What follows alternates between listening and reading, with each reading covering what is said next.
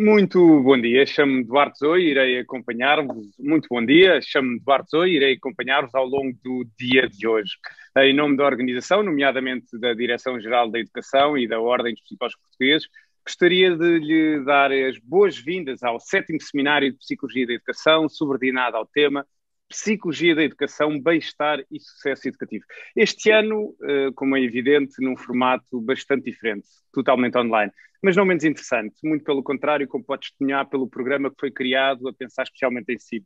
Mas vamos agora ao que interessa. Nesta sessão de abertura, tenho agora a honra e o prazer de passar a palavra, em primeiro lugar, a José Vítor Pedroso, Diretor-Geral da Educação, logo de seguida a Francisco Miranda Rodrigues, bastonário da Ordem dos Psicólogos Portugueses. Muito obrigado.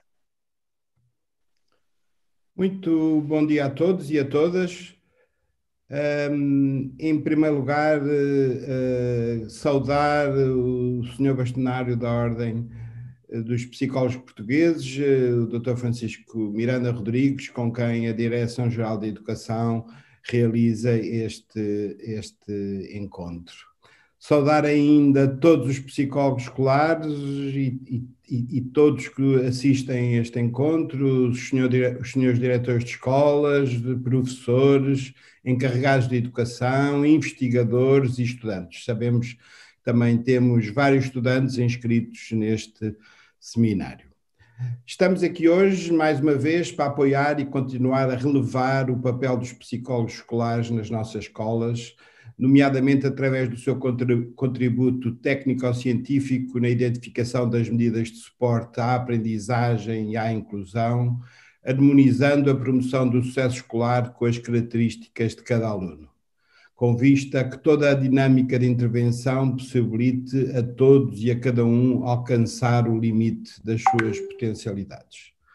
Neste sentido, a Direção-Geral de Educação, prosseguindo as suas atribuições, tem alocado um conjunto muito relevante de recursos à formação contínua dos psicólogos. Esta aposta na capacitação, através de modelos de intervenção testados e validados cientificamente, tem permitido dotar os psicólogos com os conhecimentos, as metodologias e os recursos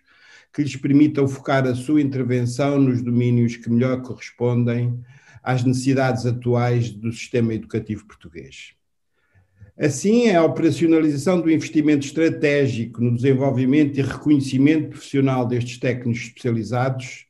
tem-se consubstanciado pela realização e disponibilização, desde 2015, de mais de 80 ações de formação, centenas de turmas acreditadas pela Ordem dos Psicólogos Portugueses, aos quais até ao momento presente já abrangeram mais de 3.000 formandos. Este conjunto de ações de formação foi possível executar por esta Direção-Geral recorrendo a um conjunto de fundos comunitários, dos quais destacamos o Programa Operacional de Capital Humano e o projeto Euroguidance do Programa Erasmus+. Temos ainda contado com o contributo da Ordem dos Psicólogos para a construção de instrumentos técnicos que a DGE tem vindo a produzir. O último é um instrumento online a ser lançado brevemente de apoio ao desenvolvimento de competências socioemocionais. Está também em fase de produção um sistema de intervenção online no âmbito da orientação e do desenvolvimento de carreira, no qual a supervisão técnica da Ordem será fundamental. Noutro eixo de capacitação profissional, a Direção-Geral de Educação tem convidado vários psicólogos escolares a participarem em webinars com forma de dar a conhecer um conjunto de iniciativas, de projetos ou programas que de alguma forma constituem exemplos a reter do contributo dos psicólogos escolares para a implementação de medidas concretas de política educativa. Como são os programas de mentoria entre pares e o apoio tutorial específico. Mais do que realçar uma prática de um agrupamento à escola em concreto, estes webinars pretendem, por um lado, constituir um recurso técnico para outros psicólogos e, por outro, dar a conhecer as potencialidades que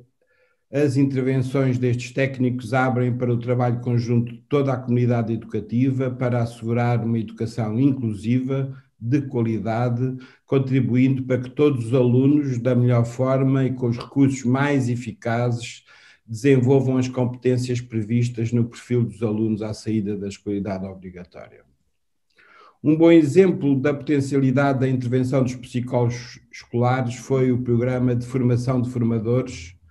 no âmbito da medida de apoio tutorial específico, o qual, não sendo exclusivamente dirigido a psicólogos, permitiu formar um conjunto significativo de formadores que estão hoje disponíveis para fazer chegar à escala nacional uma formação sólida aos professores tutores, cumprindo-se desta forma uma importante dimensão do trabalho realizado pelos psicólogos escolares, ou seja, a dimensão da capacitação profissional de outros agentes educativos. Face aos novos desafios colocados aos atores educativos e atendendo às áreas concretas em que o psicólogo pode intervir na escola, importa ainda destacar as orientações para o trabalho das equipas multidisciplinares de apoio à educação inclusiva, as nossas bem conhecidas EMAI. Na modalidade de ensino à distância, o contributo perspectivado para estes técnicos especializados. Gostaria de terminar celebrando esta cultura de trabalho colaborativo, referindo a cooperação institucional que esta Direção-Geral tem encetado com a Ordem dos Psicólogos Portugueses, a qual foi formalizada em 2015, por ocasião de uma edição anterior do evento que nos junta hoje aqui, através da celebração de um protocolo de colaboração com vista à articulação e cooperação entre as duas entidades no âmbito da psicologia escolar. Para terminar,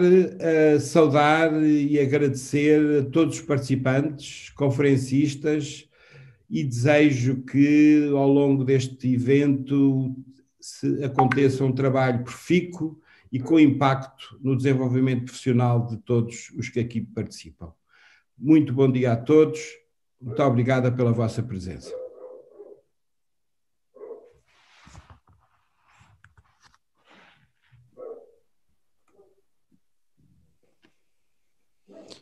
Olá, muito bom dia. Antes de mais, cumprimentar o Sr. Diretor-Geral da Educação, José Vítor Pedroso, com quem temos tido o gosto de podermos articular muitas ações nestes últimos anos e particularmente nestes tempos mais difíceis e complexos que estamos a viver. A todos e a todas que aqui marcam presença neste seminário, é mais um evento co-organizado e num momento particularmente difícil e portanto também neste formato que tivemos que todos nos adaptar. Hoje em dia certamente será difícil que entre nós que aqui estão haja alguém que já não tenha, de uma forma ou de outra, sentido, uns mais, outros menos, a certo, algum sofrimento associado àquilo que todos temos passado neste último ano. Não tem sido, certamente, fácil a adaptação, seja enquanto profissionais, onde exemplarmente os psicólogos e as psicólogas têm marcado presença e tido uma resposta adaptada desde o primeiro momento, ajudando a que todos nós possamos ter mais condições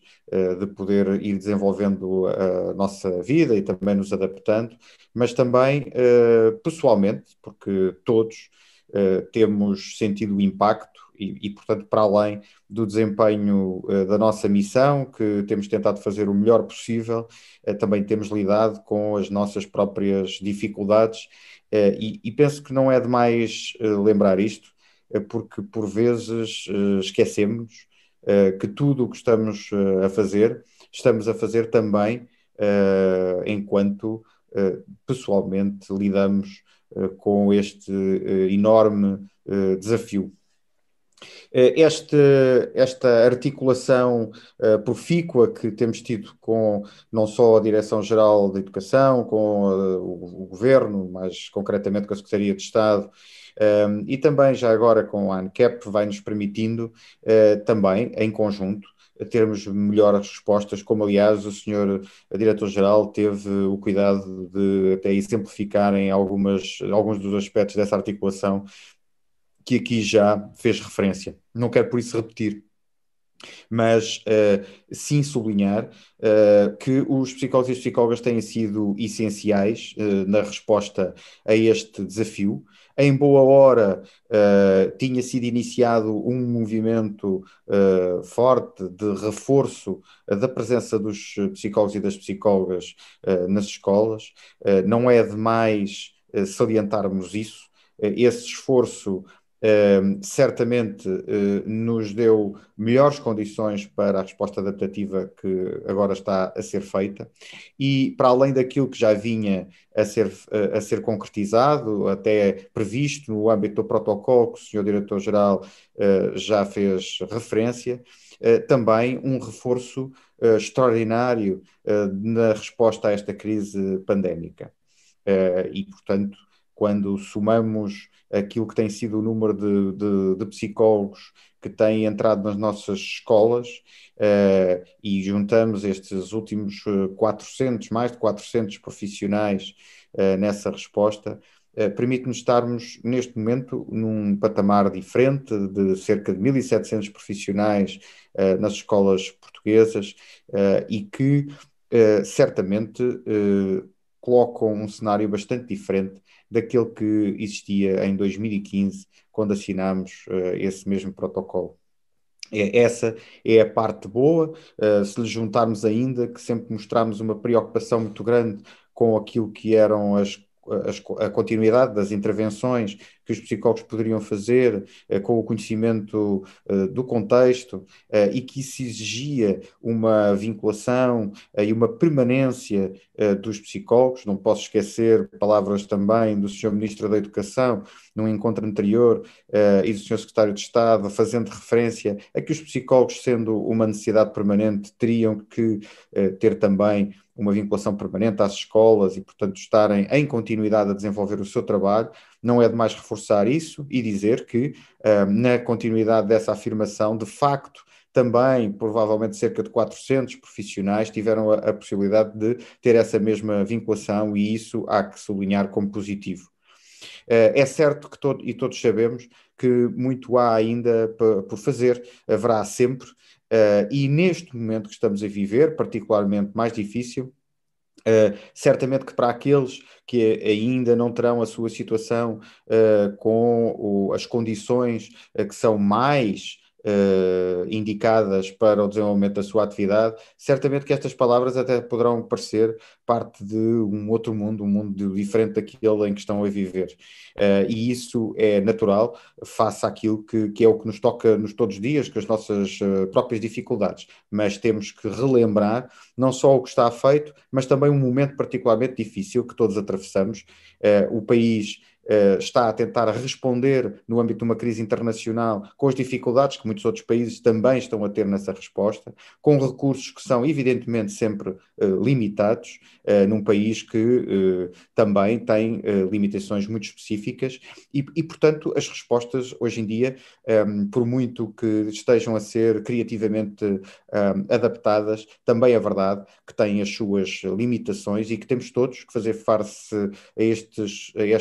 este problema com um esforço coletivo, um esforço que nos una a todos para ultrapassarmos o mais rapidamente possível a situação que estamos a viver. Gostava, para além disso, de apelar à Direção-Geral de Educação e também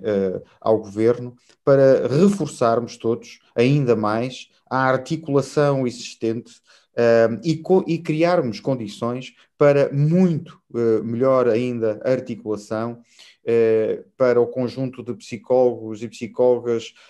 que trabalham em diferentes respostas em contexto escolar. esta melhor integração destas respostas e articulação das mesmas, não só significará melhores condições de trabalho para todos, mas significará essencialmente respostas mais efetivas e, portanto,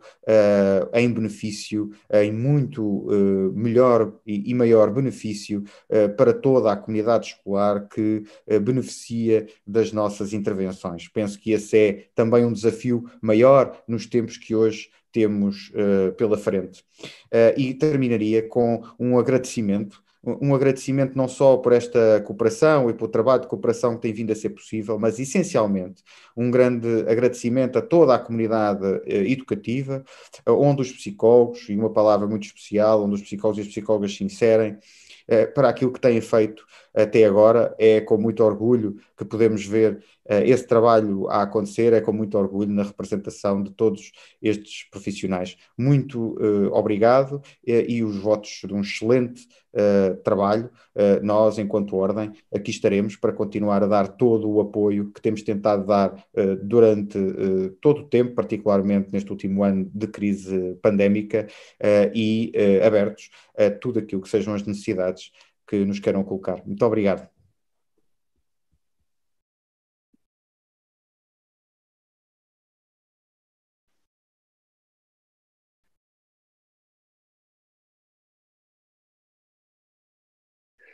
Bom, damos agora início às conferências e neste primeiro segmento. Antes de avançar, só uma pequena nota.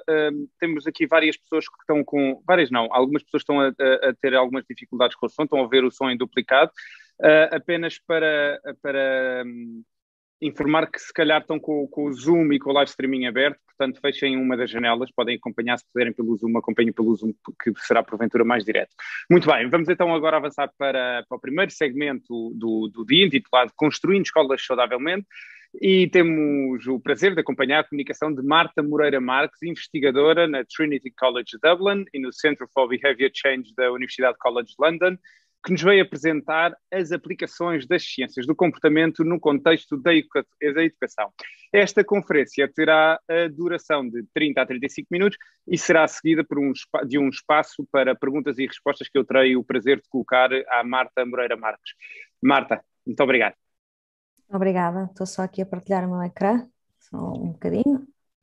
Creio que já estão a ver a apresentação. Está tudo ok? Estão a ouvir bem e a ver a apresentação? Obrigada e bom dia a todos e obrigada pelo convite para estar aqui hoje presente a preferir esta conferência. É com muito orgulho que o faço e que espero que seja útil, que leve um bom debate e uma boa conversa também no final e que vos possa ajudar naquilo que é a vossa prática profissional e os vossos interesses também.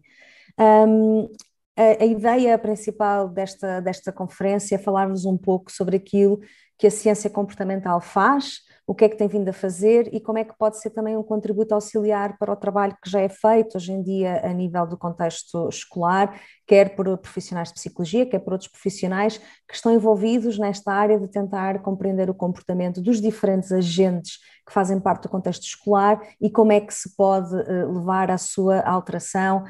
e à sua melhoria em diferentes âmbitos. Portanto, de uma forma muito geral, quando nós falamos em ciência comportamental, obviamente as ciências psicológicas são por excelência parte da ciência comportamental, mas estamos a falar aqui de uma temática mais abrangente, em que temos também outras disciplinas, como é o caso da sociologia, da antropologia e outras áreas, que tentam compreender os fatores que estão associados aos comportamentos, e aqui falamos de comportamentos de uma forma muito vaga, já vou falar um bocadinho mais sobre isso, e que estão associados também à sua mudança. Portanto, quais é que são os fatores explicativos dos diferentes comportamentos e como é que nós podemos utilizar isto e esta análise e este conhecimento para desenvolver intervenções de mudança comportamental que possam ser de facto eficazes. E quando nós falamos de intervenções de mudança comportamental, nós podemos estar a falar tanto de uma intervenção que é feita num contexto de 1 a 1, de conversa numa sala, como em contexto grupal ou intervenções mais do ponto de vista da organização e até mesmo da comunidade. E tentamos muitas vezes distinguir aqui intervenções que procuram reduzir comportamentos que são considerados comportamentos negativos, e temos muitos exemplos ao nível da saúde, como é o caso da prevenção do consumo tabágico, do consumo de álcool, a prática de atividade física, etc. Mas também outro tipo de comportamentos que nós podemos pensar mais negativos, como é o caso do bullying, e que é muito frequente em contexto escolar, infelizmente. Por outro lado, também olhamos para aquilo que podem ser comportamentos que pretendem, intervenções que pretendem promover comportamentos mais positivos, e hoje em dia fala-se muito das escolas saudáveis, que procuram ter esta perspectiva do bem-estar, que inclui também a promoção de comportamentos de alimentação saudável, de atividade física, de envolvimento naquilo que são o contexto escolar do ponto de vista também do bem-estar mental, e neste momento falamos também muito de como é que podemos fazer intervenções, quer na comunidade, quer no contexto escolar, que possam ajudar também na prevenção e no combate à Covid-19, que está na ordem do dia e que todos nós estamos preocupados com isso. E a este respeito, eu queria só também reforçar e chamar a atenção que tem-se vindo a falar cada vez mais da ciência comportamental, e com certeza que vocês também têm visto isto na comunicação social, em relação, por exemplo, ao combate à pandemia, o que tem sido muito bom para trazer isto para a ordem do dia, mas também é importante clarificar o que é que significa isto da ciência comportamental, e como é que podem então ajudar a promover comportamentos de saúde. E só para vos reforçar aqui 2 exemplos, a Organização Mundial de Saúde criou já em setembro do ano passado um grupo técnico só para ajudar, foi criado no contexto da Covid, mas este grupo técnico internacional de especialistas serve para ajudar e para apoiar todas as intervenções que a Organização Mundial de Saúde faz que tenham em vista a mudança comportamental, e em Portugal tivemos a criação no final da semana passada de uma task force que vai dar recomendações baseadas na evidência para tentar contribuir para a gestão da pandemia, que é essencialmente comportamental, e que eu estou também incluída nesta task force. Porquê é que nós falamos tanto da ciência comportamental e porquê é que se torna tão importante trazermos isto para a conversa e para a ordem do dia? Bom, aquilo que nós sabemos já de investigação de muitos anos é que quando nós falamos em promover comportamentos, e mais uma vez eu refiro que estamos a falar quer de comportamentos de saúde, quer comportamentos de aprendizagem em sala de aula, quer em comportamentos de prevenção do abandono escolar, das relações entre pares a nível educacional, da própria organização e da cultura escolar. Portanto, estamos a falar desta panóplia de comportamentos que estão envolvidos. Aquilo que nós sabemos de muitos anos de investigação nesta área é que quando nós falamos de mudança comportamental, nós estamos habitualmente a falar de mudanças que ocorrem em sistemas complexos, e os próprios fatores que estão por trás dos comportamentos em si são também eles múltiplos, e eu já vou falar um pouco mais sobre o tipo de fatores que existem. E enquanto há uns anos atrás as intervenções de promoção de comportamentos eram muito focadas em dar conhecimento e em intervenções essencialmente muito baseadas na educação, e portanto esta ideia de que as pessoas não mudavam comportamentos ou não adquiriam comportamentos porque não tinham o conhecimento sobre eles, começou a ser desmontada a partir do momento em que de facto a investigação, que era focada em intervenções essencialmente educacionais, e quando eu digo educacionais aqui eu não falo de educação no contexto de sala de aula, mas falo de dar conhecimento sobre o comportamento que se quer mudar. A investigação de facto demonstrou que estas intervenções tinham uma eficácia bastante limitada, porque a falta de conhecimento ou o conhecimento sobre o comportamento a adquirir é apenas um exemplo daquilo que é importante nós intervimos para ajudar a mudança comportamental. Um exemplo muito simples, quando falamos, por exemplo, da promoção da saúde escolar e naquilo que é as intervenções que existem, por exemplo, nos comportamentos preventivos do ponto de vista dos comportamentos sexuais, da utilização de preservativo, que existe a nível escolar naquilo que são as intervenções de educação sexual. Há uns anos atrás, estas intervenções eram muito focadas em apenas dar conhecimento sobre o que é que existe e o que é que está disponível para comportamentos sexuais preventivos e responsáveis, e hoje em dia nós temos intervenções que utilizam os pares, que utilizam estratégias práticas de mudança comportamental, que utilizam extensão à comunidade, que envolvem uma série de outros agentes e intervenções ao longo do tempo, até mesmo nas diferentes disciplinas, porque de facto se percebeu que para mudar comportamentos como este nós precisamos de intervir a diferentes níveis. Um aspecto que aqui é essencial é que quando nós queremos desenvolver estas intervenções de mudança comportamental e aplicar a ciência comportamental neste contexto, nós temos que fazer este diagnóstico e esta análise do comportamento, porque aquilo que nós sabemos é que as técnicas ou as intervenções que nós vamos utilizar para mudar comportamentos só vão ser eficazes se forem dirigidas às barreiras e aos facilitadores dos mesmos. Portanto, voltando ao exemplo do conhecimento, se aquilo que é o problema que está por detrás da não adesão a um determinado comportamento não tem a ver com a falta de conhecimento, e utilizar uma intervenção que é focada em dar conhecimento, provavelmente não vai ter o sucesso necessário. Eu já vou dar alguns exemplos em relação a isso e falar de uma forma mais concreta em relação a este contexto. Um aspecto essencial é que, se nós queremos aplicar e desenvolver intervenções de mudança comportamental sustentada, quer no contexto educacional, quer em qualquer outro contexto, e trazer isto para as políticas que existem para os decisores e para aquilo que são as guidelines e as diretrizes que nós utilizamos, nós temos de facto que acumular evidência e compreender o que é que funciona para diferentes comportamentos, a comparar com diferentes tipos de intervenções, durante quanto tempo é que as nossas intervenções são eficazes, quais os diferentes tipos de contextos em que elas funcionam, para que a população, portanto, estamos a falar de estudantes de diferentes idades, estamos a falar dos agentes educativos, de quem é que estamos a falar e porque é que elas funcionam, portanto, quais é que são os fatores que explicam que estas intervenções funcionam. E para nós conseguirmos chegar a este nível de conhecimento e acumular evidência em relação a isto, nós precisamos de utilizar algumas metodologias e alguns aspectos fundamentais que nos permitam adquirir este conhecimento e que nos permitam acumular evidência. E aquilo que eu gostava de chamar hoje a atenção é para a existência deste tipo de ferramentas que têm vindo a ser desenvolvidas por investigadores, por especialistas na área, em colaboração com as pessoas que estão a trabalhar no terreno, e que o grande objetivo destas ferramentas e destes métodos é ajudar quem está no contexto, de facto, a conseguir desenvolver intervenções que são sistematizadas, portanto, obedecem ao mesmo conjunto de princípios e de etapas,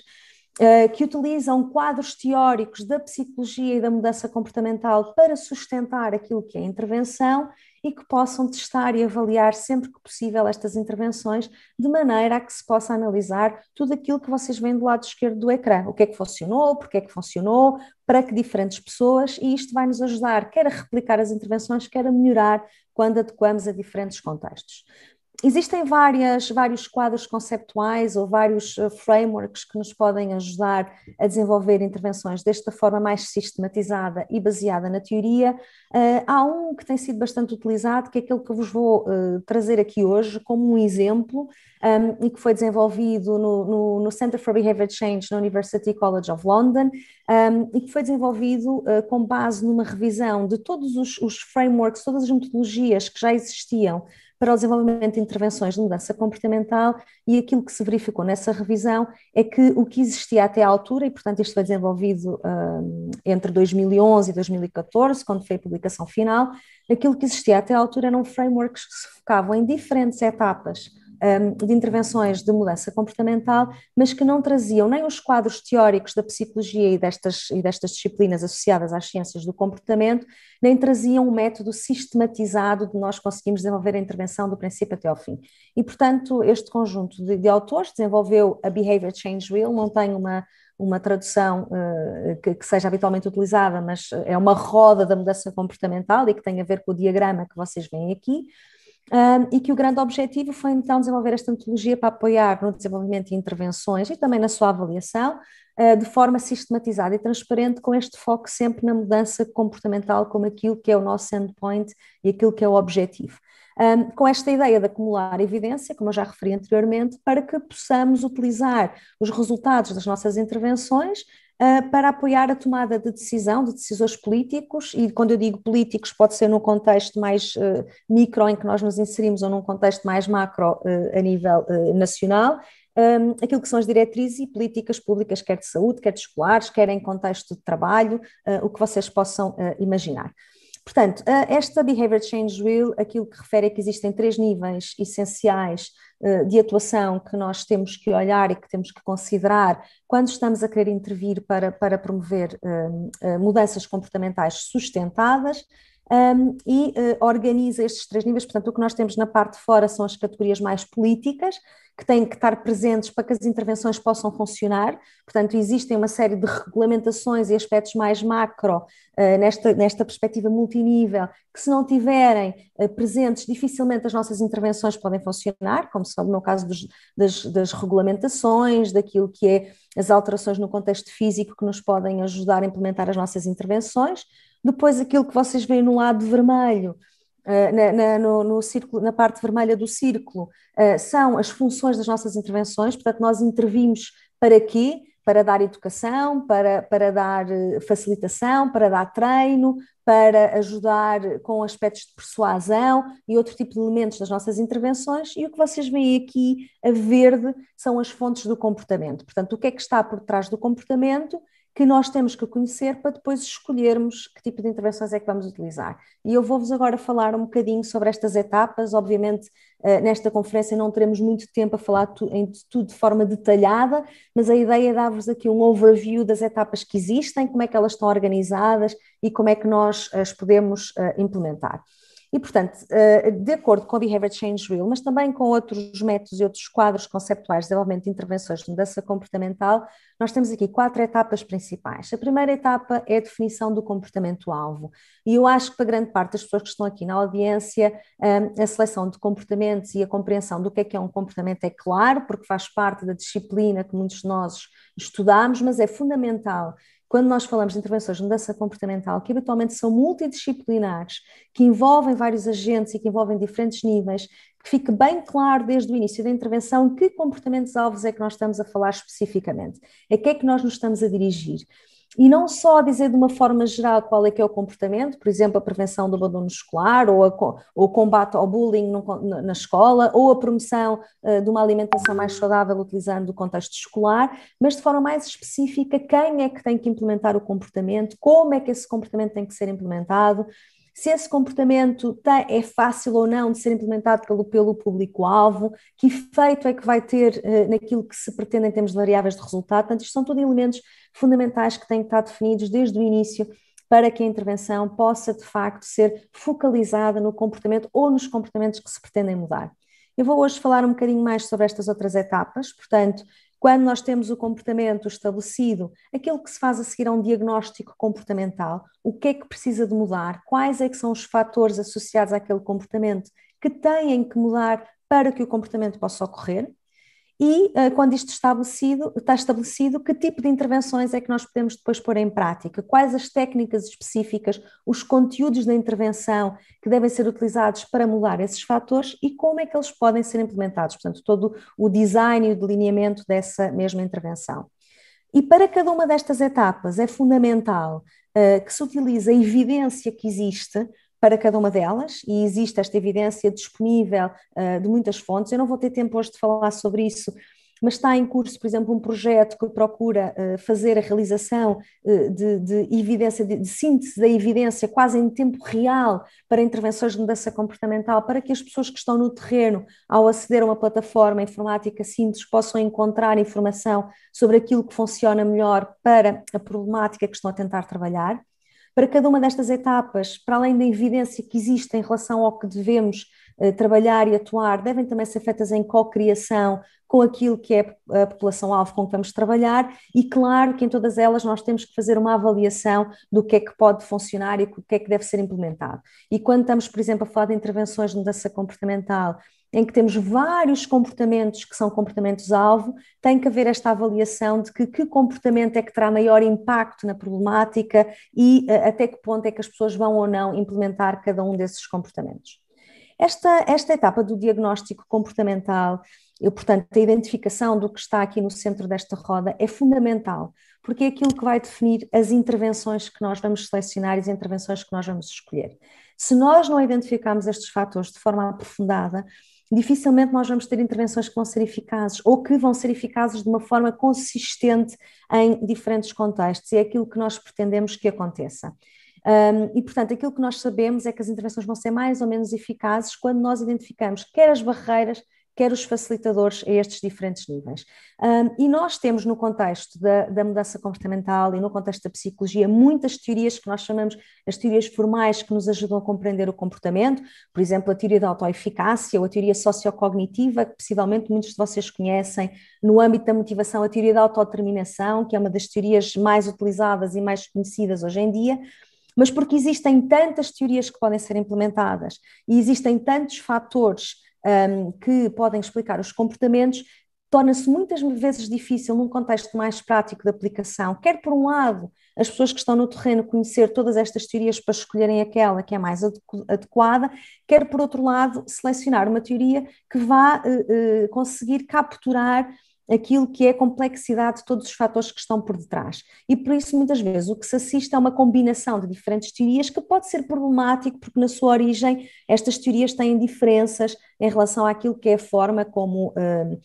integram os diferentes elementos e os diferentes fatores do comportamento. E por isso, no contexto da Behavior Change Wheel, tentou-se arranjar aqui um modelo mais simples, muito focado na intervenção, que não exclui a possibilidade de se poder utilizar depois teorias mais formais, ir buscar mais informação sobre cada um dos elementos, mas que nos ajuda a conceptualizar e a compreender os fatores que estão por trás de cada comportamento de uma forma simples para informar aquilo que vai ser a nossa intervenção. E, portanto, de acordo com este modelo que se chama COM-B, existem 3 categorias fundamentais que são explicativas do comportamento. Por um lado, a capacidade, e a capacidade está dividida em capacidade física e capacidade psicológica. Por outro lado, a motivação, e aqui temos a motivação reflexiva, como é o caso das nossas crenças e intenções, ou a motivação automática, como é o caso dos comportamentos habituais e das emoções, e aspectos relacionados com a oportunidade, quer a oportunidade física em termos de acesso a recurso, quer a oportunidade social. E eu trouxe-vos apenas um exemplo muito simples, porque está na ordem do dia. O uso da máscara para a prevenção da Covid-19 é um exemplo em que nós podemos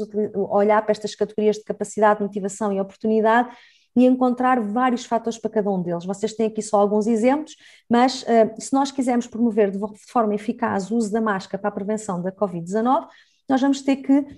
avaliar aquilo que são os fatores relacionados com o conhecimento de como colocar a máscara, deitar fora sem contaminar, o tipo de crenças que a pessoa tem em relação à utilização da máscara, se é útil ou se não é útil para a prevenção da Covid-19, aquilo que são as rotinas que as pessoas têm, mas também aspectos relacionados com as normas sociais, o que é que os pares acham e o acesso que as pessoas têm às máscaras. Portanto, para um comportamento como este, e é apenas um exemplo, nós aquilo que pretendemos fazer é avaliar as barreiras e os facilitadores para a capacidade, motivação e oportunidade,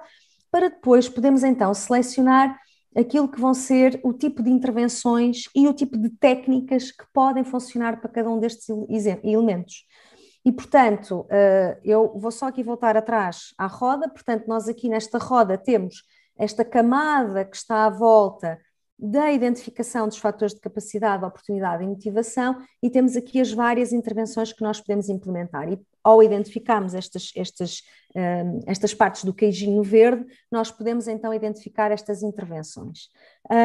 E, por exemplo, para o caso da capacidade, utilizamos intervenções que se focam na educação e no treino de competências. Faz todo o sentido, porque vamos aumentar aquilo que são os skills e aquilo que é o conhecimento das pessoas para desempenhar o comportamento. No caso da motivação, podemos pensar em aspectos relacionados mais com persuasão ou com a modelagem, que vocês também conhecem, a utilização de incentivos. No caso da oportunidade, podemos falar de aspectos mais relacionados com restrições, com a facilitação ou enablement, com a reestruturação ambiental. Um exemplo muito simples, se quisermos promover, por exemplo, comportamentos de reciclagem num contexto escolar, temos que colocar ecopontos na escola para que os alunos e os agentes educativos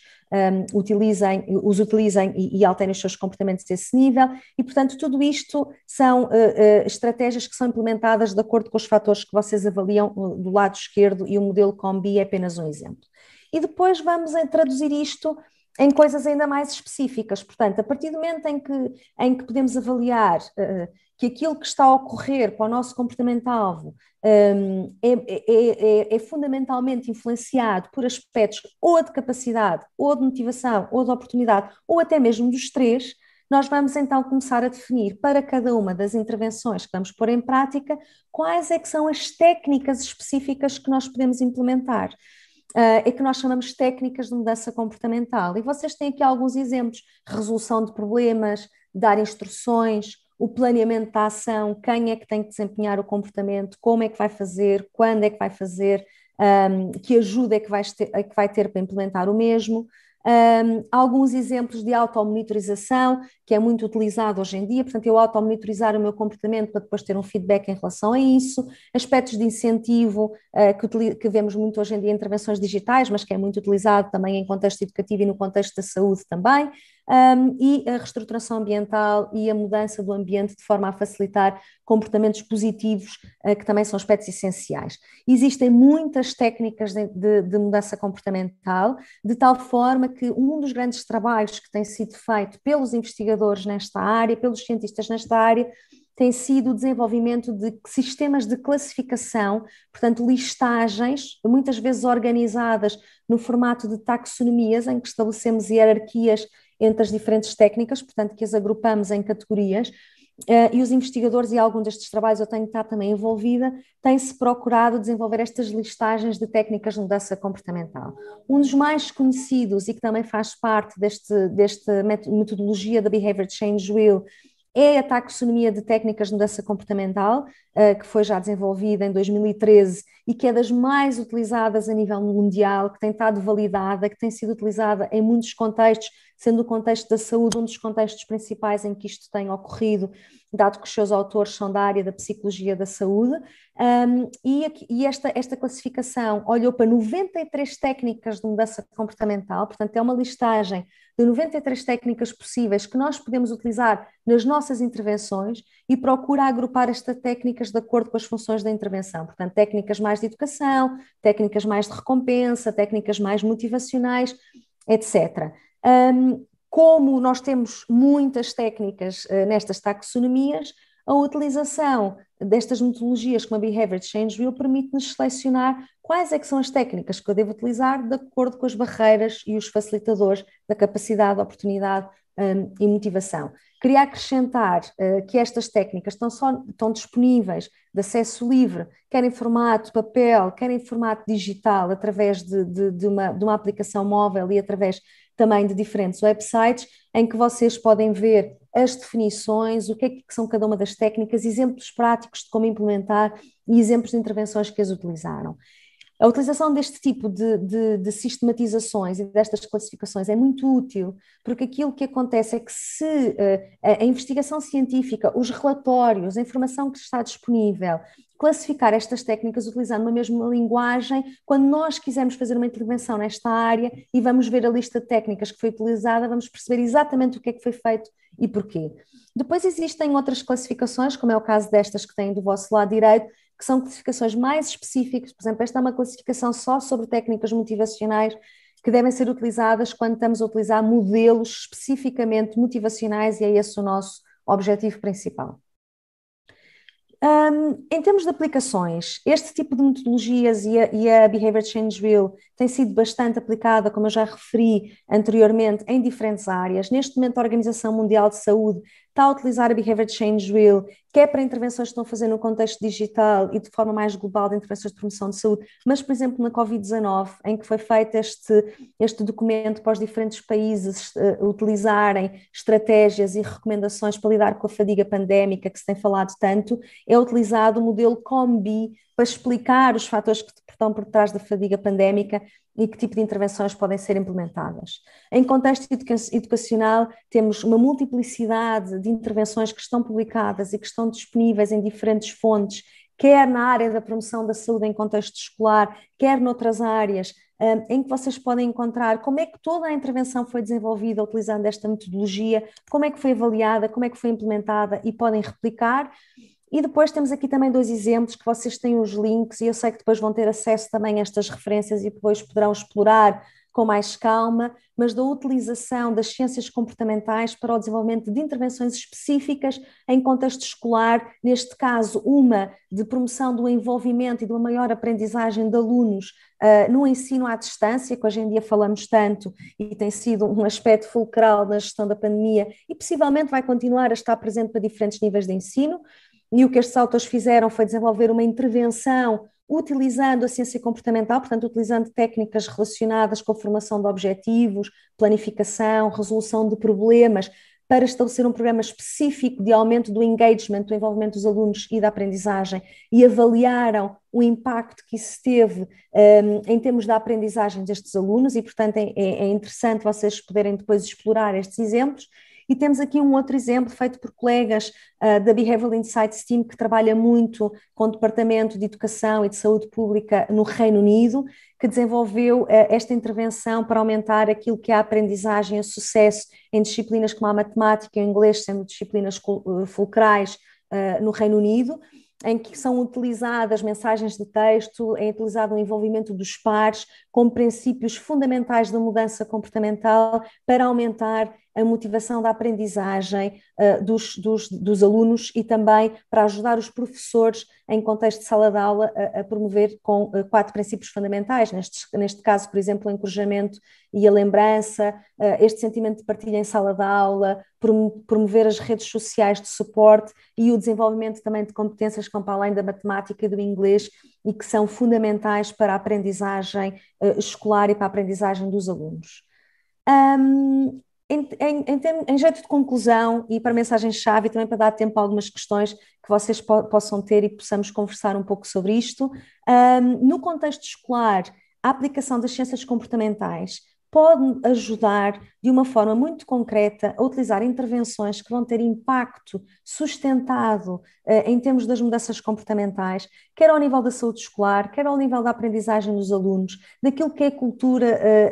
e da organização da escola, quer noutros comportamentos relacionados com o bem-estar dos alunos e o bem-estar dos seus agentes, quer em intervenções de extensão à comunidade. Portanto, há todo aqui um nível organizacional em que estas intervenções nos podem ajudar, num ponto de vista multidisciplinar, a promover esta colaboração multidisciplinar e a considerar aquilo que são os diferentes níveis de atuação nas escolas, a promover comportamentos sustentados nesta perspectiva da escola como um local de promoção de bem-estar de uma forma mais global.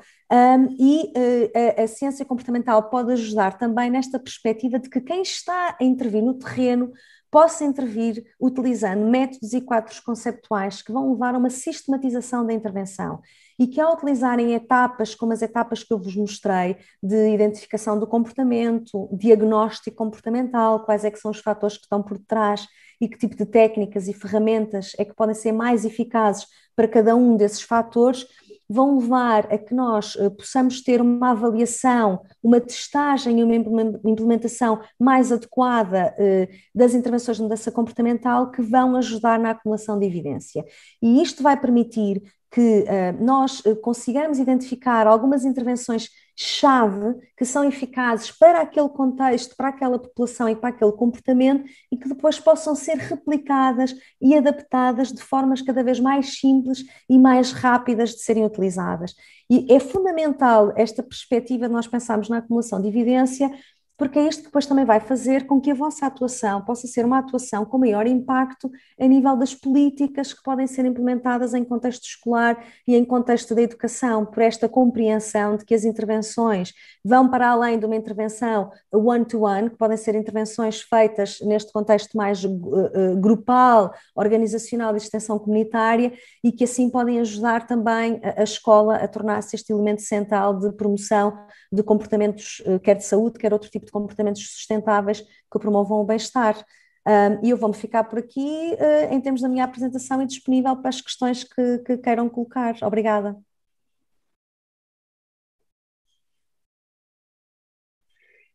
Marta, não sei se me estás a ouvir já? Perfeitamente. Ótimo. Então, antes de mais, muito obrigado aqui pela tua intervenção, interessantíssima, como já era expectável, e tenho aqui algumas questões que nos foram chegando e que gostaria de colocar. E aqui agradeço um pouco a tua capacidade de síntese que sei que tens. Portanto, na tua intervenção sublinhaste a importância do conhecimento do contexto, da experimentação e também da necessidade de avaliação de resultados, não apenas a curto, mas também, pelo menos, a médio prazo. Em Portugal, parte dos psicólogos com a intervenção em contexto escolar não pode ainda continuar as intervenções de ano para ano. Isso condiciona estas intervenções, certo? Sim, por um lado obviamente condiciona, é assim, Idealmente, nós estamos a falar, idealmente o que deveria acontecer é que nós devemos ter equipas, obviamente multidisciplinares, mas os psicólogos com um papel fulcral aqui, dado que estamos a falar das ciências comportamentais, presentes a longo prazo para ajudar a que estas intervenções tenham alguma continuidade. E, portanto, é isto que se procura, este é fundamental, mas também é possível, no contexto anual, pensar neste tipo de intervenções. Portanto, já existe muita evidência, já existem muitas intervenções que têm sido desenvolvidas para diferentes contextos e que também são avaliadas em espaços mais curtos, não é? Portanto, depende do comportamento que se está a mudar. Muitas vezes esta avaliação pode ser feita a 2 semanas, 1 mês, 3 meses, 9 meses, dependendo daquilo que se procura. Se nós tivermos aqui uma sistematização de como é que a avaliação vai acompanhar a intervenção e tivermos diretrizes claras em relação a isso e uma metodologia escrita, mesmo depois da pessoa que desenvolveu a intervenção sair, esta intervenção e esta avaliação pode continuar. Isto é um aspecto fundamental e eu sei que temos muito pouco tempo, mas só rapidamente para dizer, sim, claro. Isto também acontece noutros contextos, não é? Por exemplo, no contexto da investigação, em que nós desenvolvemos estas intervenções e avaliamos, muitas das pessoas em investigação só estão 1 ano, 2 anos ou 3 anos nos projetos e eles têm que ser montados para que persistam mesmo quando as pessoas já não estão presentes nesse mesmo contexto. E os modelos que apresentas vão muito além, portanto, como também referiste, do contexto escolar, e são modelos que na saúde ou na educação são, de certa forma, de saúde pública. Isto não implicaria também ações mais concertadas com outras áreas ou organizações?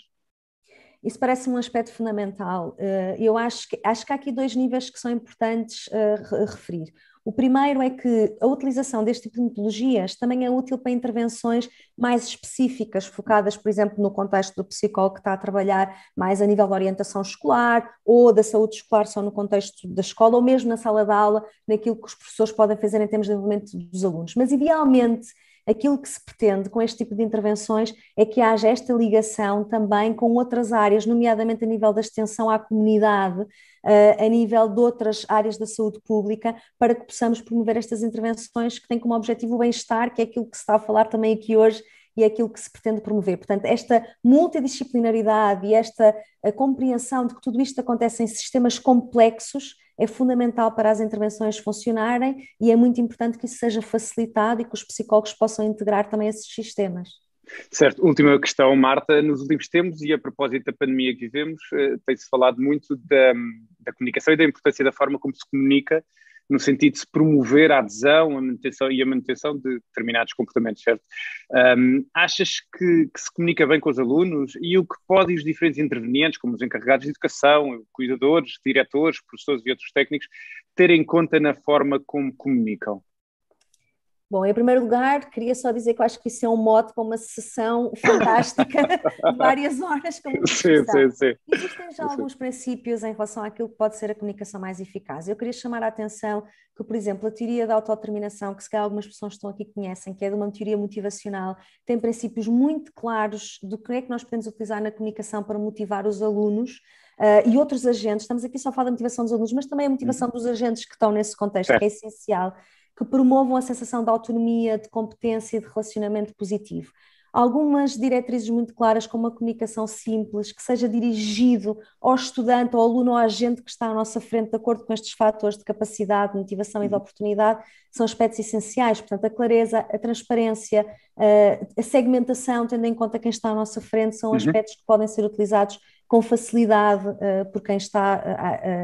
a agir nestes contextos. Marta, obrigadíssimo aqui por teres dispensado o teu tempo para teres feito aqui esta apresentação interessantíssima e teres disponibilizado também um pouco do teu tempo aqui para responderes a algumas das questões. Muito obrigado e resta um bom dia. Obrigada eu pelo convite. Obrigada. Vamos agora dar início às primeiras sessões paralelas. Relembro que têm de entrar pelo site, selecionar o menu de sessões paralelas e utilizar os códigos de acesso que foram enviados no passado dia 12 deste mês. Atenção, se não recebeu o código de ação que se inscreveu, veja a caixa do spam ou, se não tem mesmo esses códigos, entre em contacto com o Helpdesk que está no menu do site deste seminário. Relembro que iremos ter nas sessões paralelas 4 salas. A primeira, uma escola saudavelmente, de Isabel Diniz e Rita Martins, da Associação de Solidariedade SUBUD, ou SUBUD, SUBUD. Na sala 2, Pontes, Programas de Promoção de Competências Socioemocionais para Alunos do 5º ano de Escolaridade. Paula Bizarro, Adriana Batista e Olga Gaspar, do agrupamento de escolas da Zona Urbana da Figueira da Foz. Na sala 3, devagar se vai longe, quando prevenir vale mais do que remediar, Raquel Raimundo, do Colégio Valsacina. E na sala 4, consultoria colaborativa na intervenção precoce na infância, de Leonor Carvalho e Carla Lança, da Associação Nacional de Intervenção Precoce. Da minha parte, despeço-me para já e encontramos aqui às 11h20 para a conferência Escola para Todos e com Todos, com o Rui Trindade. Muito obrigado e até já.